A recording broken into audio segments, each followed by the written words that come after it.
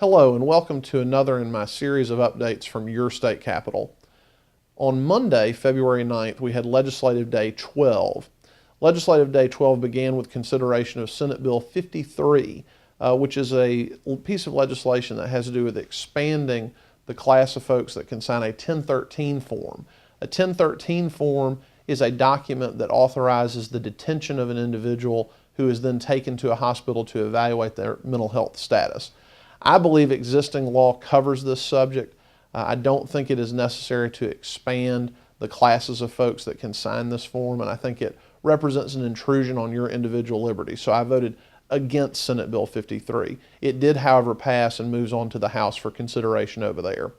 We also had Youth Villages of Georgia Day, recognizing the important work they do with our young people. We also considered Senate Resolution 167, which we unanimously adopted. It's our so-called adjournment resolution that sets our calendar, and this actually sets the calendar for the remainder of the legislative session. We now know that we will adjourn for the year on April the 2nd. And after we passed that, we adjourned for the day and had some committee work. On Tuesday, we came back for Legislative Day 13. We had two important pieces of legislation that we considered. The first was Senate Bill 3, entitled the Strengthening Families Act.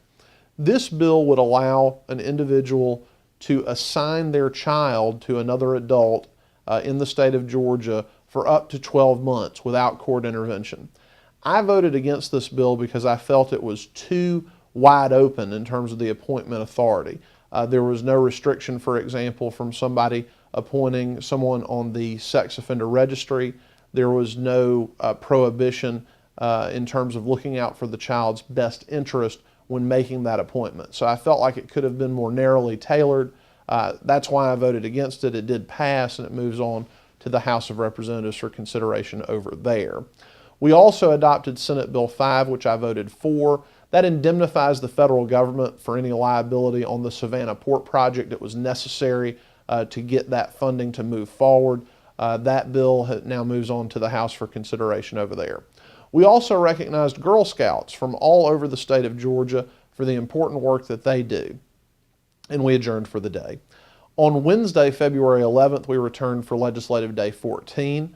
We had one very important item. As I mention often, our only constitutional duty is the passage of a balanced budget.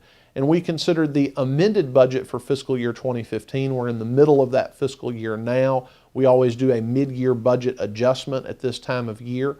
We considered the amended budget. We voted on it and passed it. I believe it passed 54-1. And with that, we adjourned for the day. Finally, on Thursday, February the 12th, we had Legislative Day 15. And there was a great deal of time devoted to two measures, Senate Bill 8 and Senate Resolution 7, which both aim to reduce human trafficking, particularly sex trafficking here in the state of Georgia.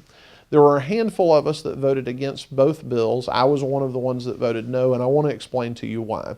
The Georgia Constitution is very clear that anytime we are raising taxes, that those bills must originate in the House of Representatives. It's written right there in the Constitution. And in my view, originating this legislation in the Senate violates that constitutional provision. A lot of the positive things that this legislation might be able to accomplish could be thrown out of court because we started it improperly in the Senate. So I voted against it for that reason. I also felt that there were quite a few issues in terms of the tailoring of the legislation to make sure it actually accomplished what it was seeking to accomplish. So I certainly hope as it moves through the process, we're able to correct those issues. There are House versions of both bills, and hopefully those will come over to the Senate. We'll have a chance to perfect those and pass those later on. But both Senate Bill 8 and Senate Resolution 7 received the necessary constitutional majorities to move on to the House. That was all our business for Thursday, February the 12th. We adjourned on Thursday, February 12th. We'll be out on Monday the 16th for the President's Day holiday, and we'll be back here at your state capitol on Tuesday, February the 17th. As always, I hope you don't hesitate to contact my office with any questions or concerns you might have at 404-463-3931. You can reach me online at joshmckoon.com, on any social media channel, Facebook, Twitter, YouTube, at Josh McKoon. We're always happy to help and assist in any way we can.